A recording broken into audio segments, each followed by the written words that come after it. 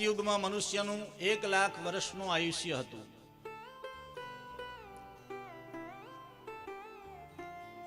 પછી ત્રેતા યુગ આવ્યો, એક મીંડું નીકળી ગયું.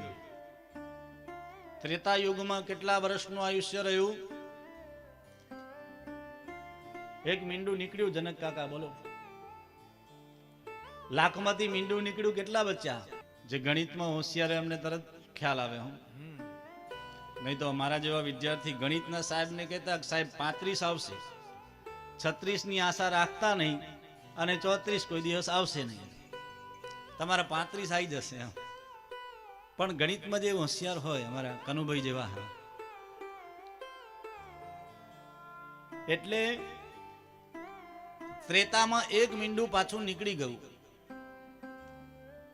એટલે લાખમાંથી એક મીંડું નીકળ્યું. ત્રેતા યુગમાં આયુષ્ય કેટલું રહ્યું?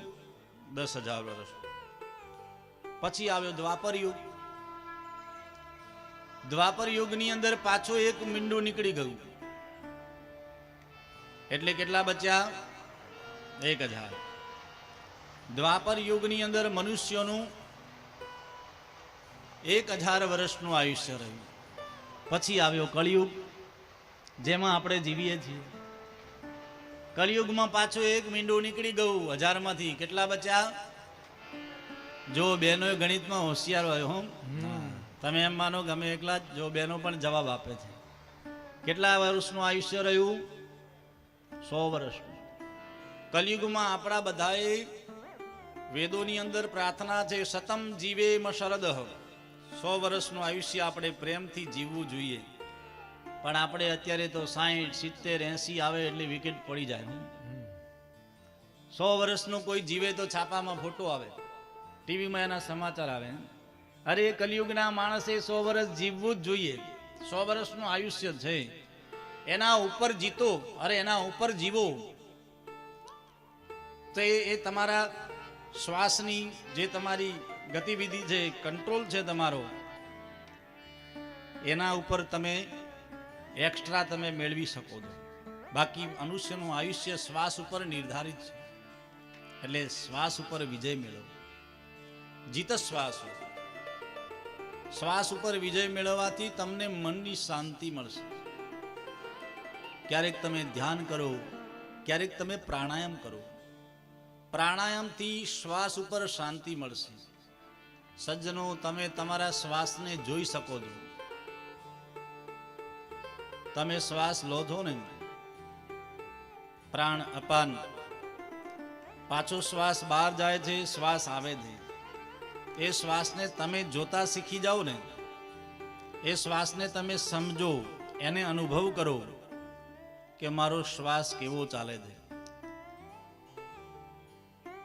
જેટલો શાંત અને સ્થિર શ્વાસ ચાલતો હશે, એટલી તમને મનની શાંતિ મળશે. એટલે આપણા ઋષિ મુનિઓએ પ્રાણાયામની પ્રક્રિયા બતાવી, યોગની પ્રક્રિયા બતાવી, જેનાથી આપણે શ્વાસ ઉપર વિજય મેળવી શકીએ. જેનો તેજ શ્વાસ વધારે રહેતો હોય ને, એનું આયુષ્ય ઓછું થાય. શાંત ચિત્તે શ્વાસને ધીમે ધીમે ચલાવો, ધીમે ધીમે છોડો. ક્યારેક તમે એના માટે એકાંતમાં બેસીને ઓમકારનો અભ્યાસ પણ કરી શકો.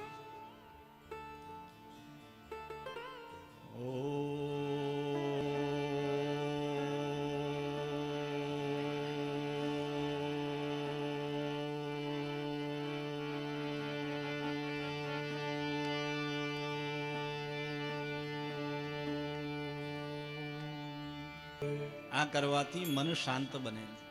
ભગવાન યોગેશ્વર દ્વારિકાધીશે અર્જુનને આ વાત કહેલી છે. હું ભગવાન મન એવું ચંચળ છે, સ્થિર રહેતું નથી. થોડી વાર આમ જાય, થોડી વાર આમ જાય. મનને સ્થિર કરવું કેવી રીતના? ત્યારે ભગવાને કીધું, ચંચળ મનને સ્થિર કરવું એ અઘરી વાત છે, પણ આવી રીતના આ બધા ઉપાયોથી તમે મનને સ્થિર કરી શકશો.